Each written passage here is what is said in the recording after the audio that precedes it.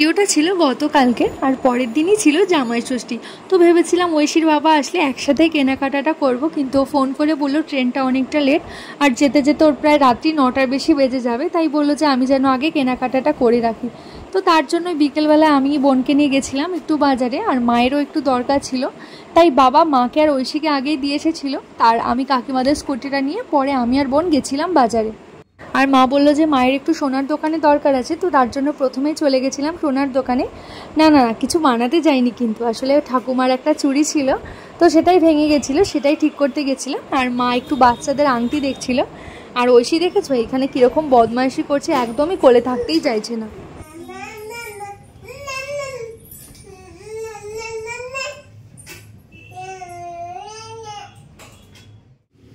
কোনটা নিবি তুই?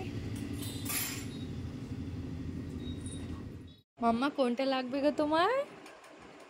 বাবাকে বলবো এটা বানিয়ে দিতে ঐশীকে, ঠিক আছে? বাবা ঐশীকে বানিয়ে দেবে। তো তারপর চলে গেছিলাম একটা মেডিসিনের দোকানে, সেখান থেকে ঐশীর জন্য কয়েকটা হোমিওপ্যাথিক ওষুধ নেওয়ার ছিল, তো সেখানেই দেখা হয়ে গেল একটা বন্ধুর সঙ্গে। তো খুব ভালো বন্ধু ছিলাম আমরা। তো যাই হোক, তারপর মা না ঐশীকে নিয়ে চলে গেল, কারণ প্রচণ্ড গরম লাগছে আর আমাদের যেহেতু কেনাকাটা করতে অনেকটাই দেরি হবে, তাই মাকে বললাম ঐশীকে নিয়ে চলে যেতে। মা ঐশীকে নিয়ে চলে গেল আর আমরা এখান থেকে আমাদের জন্য কেনাকাটাটাও কমপ্লিট করে নিলাম। আর কী কী কেনাকাটা করলাম সেটা তোমাদের বাড়িতে গিয়েই দেখাবো।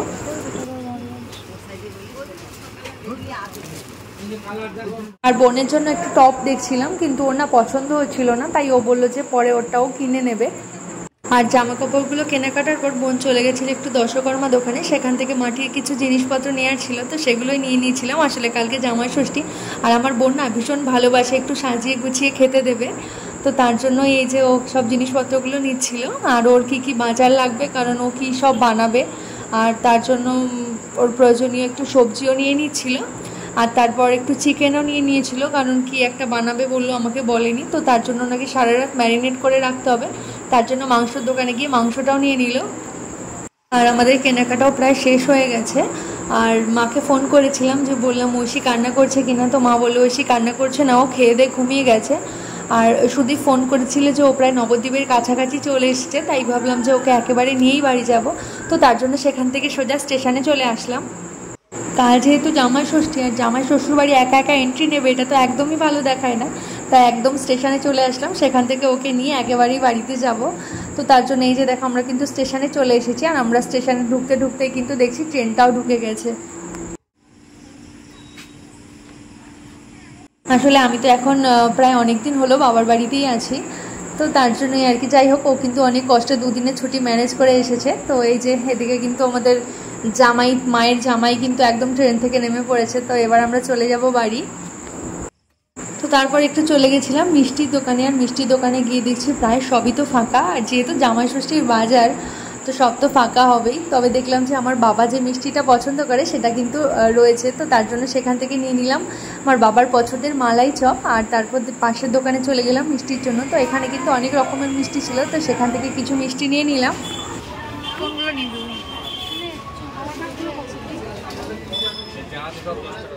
সব কেনাকাটা শেষ করে এরপর কিন্তু মায়ের জামাইকে নিয়ে আমি চলে আসলাম বাড়িতে।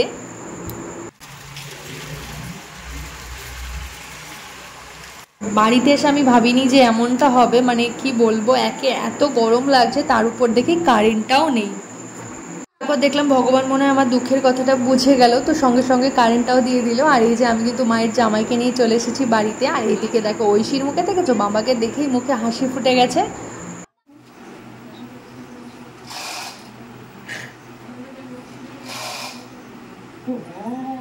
কি রে এটা মাম্মা? আর ঐশীর বাবা ঐশীর জন্য খেলনা নিয়ে এসেছে, আর এই দুটো জিনিস এনেছে যেটা কিন্তু আমার বেশ ভালো লেগেছে, এই ফ্ল্যাশ কার্ডগুলো, যেখানে বেশ বড় বড় সুন্দর করে ছবিগুলো দেয়া আছে, যেটা কিন্তু বাচ্চারা খুব ভালোভাবে চিনতে পারবে, সেটা আমার খুব ভালো লেগেছে। আমি এর আগে না অনলাইন থেকে অর্ডার করেছিলাম, সেটা কিন্তু অতটা ভালো নয়, মানে যেটা টান দিলে ছিঁড়ে যাবে।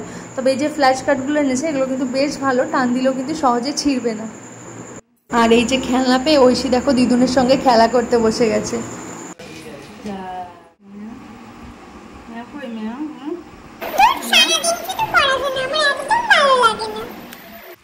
আর বাজার থেকে কি কি কেনাকাটা করেছিলাম চলো সেটাই তোমাদেরকে দেখাই।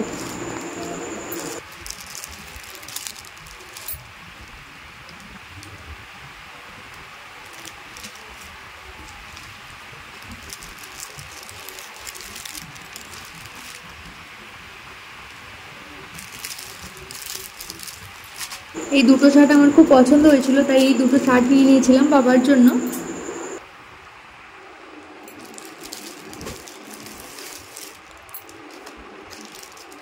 আর এগুলো তো ছিল ঐশীর বাবার, ওর দুটো গেঞ্জি দরকার ছিল। ও না একদমই কেনাকাটা করে না, মানে ওর যাই দরকার হোক আমি যতক্ষণ না কিনে দেবো ও তো একদমই মোটেও কিনবে না।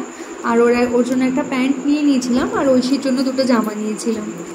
আর বোনের জন্য তো গেঞ্জি দেখছিলাম, কিন্তু বোনের তো একদমই পছন্দ হয়নি। তো বোন বললো যে বোন পরে নবদ্বীপ থেকে গিয়ে কিনে নেবে, কারণ ও যেরকম টাইপের গেঞ্জি চাইছিল সেরকম পাইনি। আর এই দুটো জামা নিয়ে নিয়েছিলাম ঐশীর জন্য। এই দুটো জামা আমার বেশ ভালো লাগছিলো, তাই ঐশীর জন্য নিয়ে নিয়েছিলাম। আর মা ঠাকুমার জন্য বাজার থেকে কিছু কেনা হয়নি, কারণ আমি শাড়ির ছোট্ট একটা বিজনেস শুরু করেছিলাম। তো সেখান থেকে পছন্দ করেই দুজনের জন্য দুখানা শাড়ি রেখে দিয়েছিলাম। আর সুদীপের কাছে বেচে আমার একটু লাভই হবে জানি, কারণ ওর থেকে তো ডবল দামটা নিতে পারবো। তো যাই হোক, ওর থেকে কিন্তু গুনে গুনে পুরো টাকাটা নিয়ে নিয়েছিলাম। আর বোনের জন্য তো বোন গেঞ্জি চাইছিল, কিন্তু ও যেরকমটা চাইছিল সেরকম পছন্দ হলো না, তার জন্য ওকে টাকা দিয়েছিলাম, ওরটাও কিনে নেবে। এই ব্ল্যাক কালারের শাড়িটা আমার মায়ের জন্য পছন্দ হয়েছিল, আর এই শাড়িটা ঠাকুমার জন্য পছন্দ করে রেখেছিলাম। আর এদিকে গল্প করতে করতে কখন যে এতটা রাত হয়ে গেছে বুঝতেই পারিনি, প্রায় 11টা বাজতে চললো। তো তারপর মা গিয়ে দেখলাম যে মা রান্না করে ছোলার ডাল করছে, আর আটা মেখে রেখেছে রুটি করবে।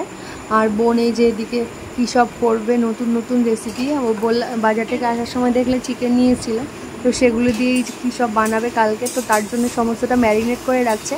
তো এটা দিয়ে বললো চিকেন তান্দুরি বানাবে। আর এই যে ইউটিউবে সব ভিডিও দেখে কী সব নতুন নতুন রেসিপি ট্রাই করবে। আমার বোন না এরকম সাজিয়ে গুছিয়ে খেতে দিতে ভীষণ পছন্দ করে। আমিও আগে এরকম ইউটিউব দেখে নতুন নতুন রেসিপি ট্রাই করতাম, আমার খুব ভালো লাগতো। তবে এখন কিন্তু আমার বোন মানে একদমই ইউনিক রেসিপি ট্রাই করে, আর ভীষণ টেস্টও হয়, খুব ভালো রান্নাও করতে পারে। আর এত সুন্দর করে সাজিয়ে গুছিয়ে খেতে দেয় যে মানে খাবারটা দেখলেই মনটা ভরে যায়। খাবারটা তো পরে, এটা তো পেট ভরার কথা, কিন্তু এত সুন্দর করে সাজিয়ে গুছিয়ে খেতে দেবে যেটা দেখলে কিন্তু মন ভরে যায়। আর সুদীপ ফাস্টফুড খাবার খেতে খুব পছন্দ করে, কিন্তু এখন সমস্যার জন্য যেহেতু সেগুলো টোটালি রেস্ট্রিকশান, তাই তেমন একটা খায় না বললেই চলে। আর ওর তো মানে দাবি ছিল যে সকালে খাবে পান্তা ভাত আর দুপুরের ডাল আর আলু সিদ্ধ, কারণ ওনা একদমই মানে অনেক তরকারি রান্না হলে ও এখন একদমই খেতে পারে না, এক তরকারি ভাতইও সবসময় পছন্দ করে। আর ওর সব থেকে পছন্দের খাবার হচ্ছে মাছের টক আর আলু সেদ্ধ।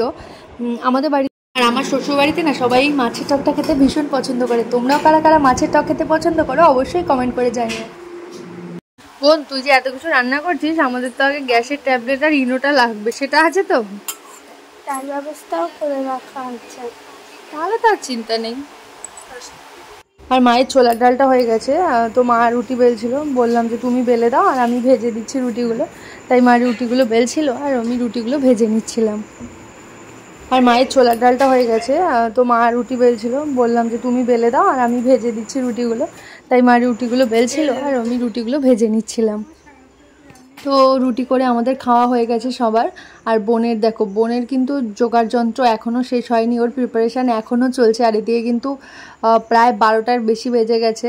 তো আর বোন জামাই ষষ্ঠীতে পরের দিন কী করলো, মা কী রান্না করে খাওয়ালো তার আদরের জামাইকে, সেই সমস্ত ভিডিওটা তো অবশ্যই তোমাদের সঙ্গে শেয়ার করব। আর আজকের ভিডিওটা এই পর্যন্তই। ভিডিওটা তোমাদের কেমন লাগলো অবশ্যই কমেন্ট করে জানিও। আর যদি আমার এই ভিডিওগুলো তোমাদের ভালো লেগে থাকে, ভিডিওটিতে অবশ্যই একটা লাইক কমেন্ট শেয়ার করে দিও। আর তোমরা যারা একদমই নতুন আমার ভিডিওগুলো দেখছো তারা কিন্তু পেজটিকে অবশ্যই ফলো করে রেখো।